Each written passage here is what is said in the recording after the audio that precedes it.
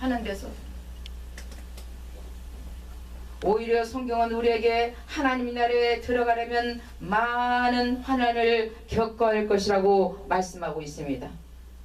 사도행전 14장 22절에 말씀하고 있습니다. 제자들의 마음을 굳게 하여 이 마음에 거하라 권하고, 또 우리가 하나님의 나라에 들어가려면 많은 환난을 겪어야 할 것이라고 말씀하고 있습니다. 그 당시 제자들은 사형을 처하기도 하고 핍박을 받기도 하고 돌로 쳐서 죽임을 당하기도 하고 감옥에 가기도 하고 많은 고통을 받아서 예수 믿는 고통을.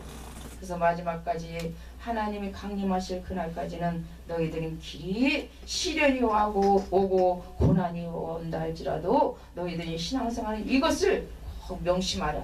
아멘. 신앙생활이 있다고 해서 날마다 놀랄랄라 기쁘고 찬양하고 날마다 웃음만 있는 것이 아니라 믿음 생활하는 사람 안에는 시련과 고난 속에서도 믿음으로 이겨나가는 거예요. 아멘. 감상으로 나가는 거예요. 아멘.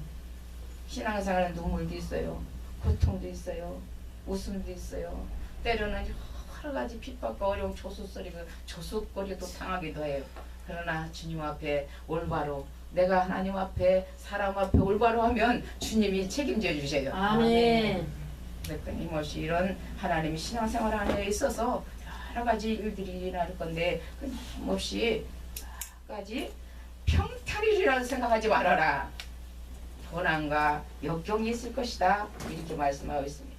이 땅에서 평탄대로로 진입하는 안내 표지판이 아니라 고난과 시련이 있는 세상의 길을 어떻게 가야 할 것인가 알려주는 이정표인 것이 주님의 말씀인 줄 믿습니다. 아멘.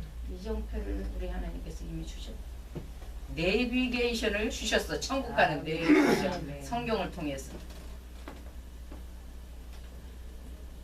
인생의 기준과 삶의 목표를 보면 어떤 인생을 살아가야 하는가를 사람들에게 지시해주는 가장 확실한 등대 같은 것입니다.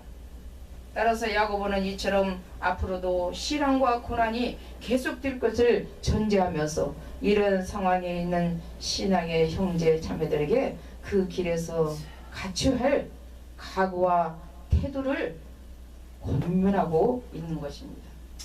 어떻게 각오를 할 것인가? 이런 어려움을 당할 때는 어떤 태도를 가져야 될 것인가? 그리고 그것은 다름 아닌 인내라고 말씀하고 있습니다. 이제 야고보는 인내의 필요성을 부각시키기 위해서 먼저 농부의 때를 들고 비유로 말씀하고 있어요. 때로는 농부로 비유하고, 때로는 군사로 비유하고, 때로는 여러 가지 주님은 씨앗으로도 비유하고, 여러 가지 비유를 하고, 포도나무로 비유하고. 아멘. 그런데 오늘 야고보는 농부로 비유를 하고 있습니다. 아멘. 이는 우리에게 잠언의 말씀을 연상시켜 주는데, 잠언 6장 6절에서 8절에 말씀한 잠언 기자가 게으른 자에게 겜에게 가서 그 부지런함을 배우라고 권면하던 것처럼 야고보는 고난당하는 성도들에게 농부에게로 가서 인내와 기다림을 배우라고 말씀하고 있는 것입니다. 아멘. 인내와 기다림을 농부에 가서 배우라. 농부가 씨를 뿌리면 금방 싹이 납니까? 씨가 땅에 떨어서 씨를 뿌리려면 밭을 갈아서 농부가 그런 땀이 있어야 돼요. 때로는 비가, 눈보라가, 딱딱한 흙이, 돌멩이가, 그냥 가시덤불이 다 긁어내서 그 어려움을 다 긁어내고 개셔 부시고 갈고 해서 뿌려서 흙을 덮고, 며칠이 지나야 나는 싹이 있어. 비가 내려 물을 주고, 가뭄이면 물을 주고, 그래서 이 씨가 싹이 나서 열매를 맺을 때는 어떤 것은 1년생이 있는, 어떤 은 3년, 어떤 7년. 때가 있어, 때가. 그래서 기다리라는 거예요. 아멘. 주님이 오실 때, 강림하실 때까지 기 참고 기다려라. 아멘. 네. 농부들이 가을에 있을 귀한 수확을 기대하면서 열심히 가꾸는 거예요. 아멘. 농부는 무엇을 기다립니까? 가을 추수를 기다리면서 주여. 자기의 열심히 일을 다하는 거예요. 성도 역시 우리 하나님 백성들 역시 주님의 재림과 그때 있을 상급을 바라보면서 참고 인내한다는 것입니다. 정말로 우리는 농부들의 수고와 인내가 가을의 수확 때까지 계속되듯 성도들의 기다림과 인내 역시 주님의 재림 때까지 계속되어야 한다는 사실을 알 수 있습니다. 아멘. 자, 그렇다면 우리가 그때까지 인내하는 이유는 무엇일까요? 왜 인내를 해야 될 것인가? 이유는 좀 더 구체적으로 생각해 보건대 주님께서 이 땅에 구원을 주시기에 지금도 참고 기다리고 계시기 때문에 우리는 인내하려는 거예요. 아멘. 우리를 구원해 주셨지만 아직도 구원받지 못한 영혼들을 구원하시기 위해서 주님은 아직 재림하시지 않고 계십니다. 아직도 구원받은 백성들이 많기 때문에 아직도 구원 받았다거나 하나님 말씀에 불순종하고 하는 자들이 속히 주께로 돌아와서 회개하고 제자리를 지키기 위해서 주님은 아직 기다리고 계십니다. 아멘. 사랑하는 영혼들을 다 구원하시기 위해서. 아멘. 그래 베드로전서 3장 9절에 이렇게 말씀하고 있습니다. 주의 약속은 어떤 때에 더디다고 생각하는 것 같이 더딘 것이 아니라 오직 너희를 다하여 오래 참으사 아무도 멸망하지 않게 하고 회개하게 이르기까지 원하느니라 말씀합니다. 아멘. 회개하고 주께로 다 돌아오기를 주님은 바라시는 거예요. 그 아멘. 주님은 사랑하신 하나님, 사랑이 많으신 하나님, 사랑이 풍성하신 하나님, 아멘. 자기 목숨까지 내어주셔서 아멘. 아들을 내어주셔서 우리를 사하시고 구원하신 그 하나님의 사랑이 얼마나 크신지. 구원받지 못할 영혼, 이미 죽었던 영혼들을 예수님은 이 땅에 보내주심으로 하나님이 원수됐던 저와 여러분을 구원해 주셨어요. 아멘. 하나님의 자녀로 삼아주시고 연합시켜 주시고 교통하게 하시고 소통하게 하시고 교제하게 하시고 날마다 하나님과 동행하게 하신 하나님. 아멘. 주님을 따르는 성도들 역시 동일한 마음으로 기다려야 한다는 것입니다. 그리고 이런 성도의 기다림은 하늘에 계신 주님의 인내와 상응하는 것입니다. 누군가 조급한 마음으로 자신의 삶이 고단하고 힘들다 해서 우리 주님의 재림이 더디다고 불평한다면 이는 주님의 마음을 헤아리지 못하고 오직 자기의 형편만 생각은 지극히 이기적인 사람이라고 할 수 있습니다. 농부가 빨리 열매를 맺지 않는다고 낫으로 싹싹싹 잘라버리면 열매가 있지 않 맺을 수 없어요. 일평생 맺을 수가 없어.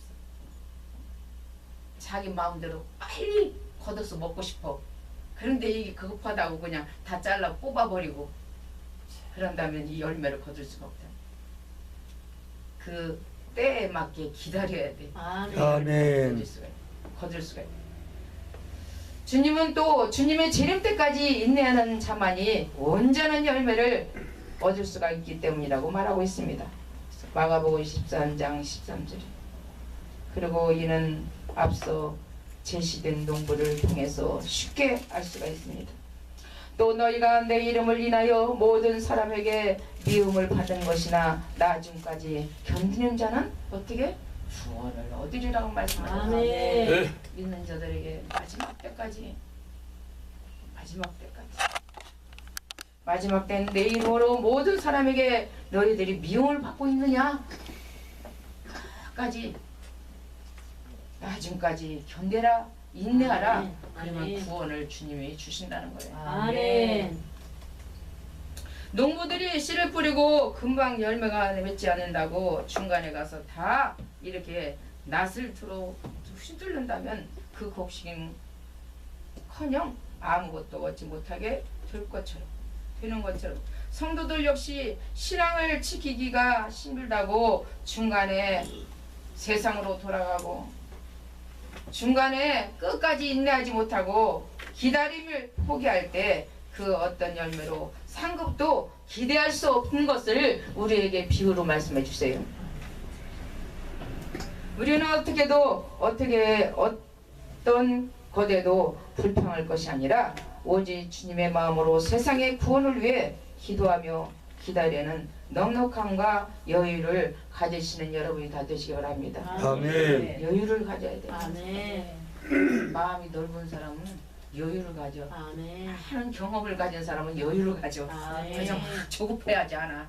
그냥 하나님 때를 묵묵히 기다리고 아멘. 하는 거야. 아멘. 조용하게 가보는 거야. 아멘. 말을 하든 말든 상관없어. 그냥 아멘.